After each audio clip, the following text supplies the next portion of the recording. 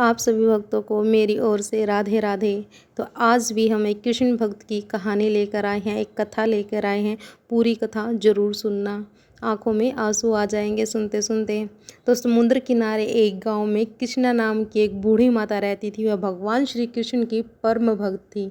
वह एक झोपड़ी में रहती थी। कृष्णाबाई का वास्तविक नाम सुखिया था, पर कृष्ण भक्ति के कारण इनका नाम गांव वालों ने कृष्णाबाई रख दिया। घर घर में झाड़ू पोछा बर्तन और खाना बनाना ही इनका काम था। कृष्णाबाई रोज फूलों की माला बनाकर दोनों में श्री कृष्ण जी को पहनाती थी और घंटों कान्हा जी से बात करती रहती थी।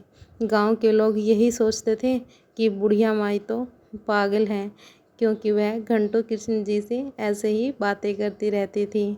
एक रात श्री कृष्ण जी ने अपनी भक्त कृष्णाबाई से यह कहा कि कल बहुत बड़ा भूचाल आने वाला है, तुम यह गांव छोड़कर दूसरे गांव चली जाओ। अब क्या था, मालिक का आदेश था। कृष्णाबाई ने अपना सामान इकट्ठा करना शुरू किया और गांव वालों को बताया कि कल सपने में कान्हा आए थे और कह रहे थे कि बहुत प्रलय होगा, गांव छोड़कर पास के गांव में चली जा। अब लोग कहाँ उस बूढ़ी पागल की बात मानने वाले थे। जो सुनता वही जोर जोर से ठहाके लगाता था। भक्तों, अक्सर भगवान की भक्ति ऐसी ही होती है कि लोग उसे पागल समझने लगते हैं।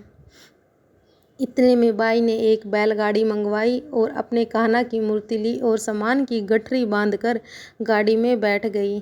अब और लोग उसकी मूर्खता पर हंसते रहे। बाई जाने लगी। अपने गांव की सीमा पार कर अगले गांव में प्रवेश करने ही वाली थी, उसे श्री कृष्ण की आवाज़ आई, अरे पगली, जा अपनी झोपड़ी में से वह सुई ले आ जिसे तू माला बनाकर मुझे पहनाती है।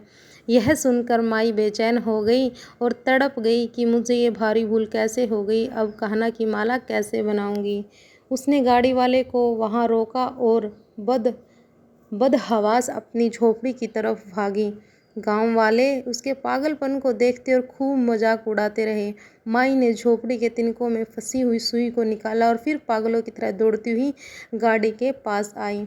गाड़ी वाले ने कहा कि माई तू क्यों परेशान है, कुछ नहीं होना।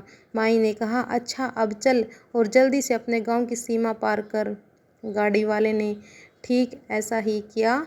वह गांव की सीमा पार चल पड़ा। अरे यह क्या है, जैसे ही सीमा पार हुई पूरा गांव समुद्र में समा गया। सब कुछ जलमग्न हो गया। गाड़ी वाला भी अटूट कृष्ण भगत था। येन केन प्रकरण भगवान ने उसकी भी रक्षा करने में कोई विलंब नहीं किया।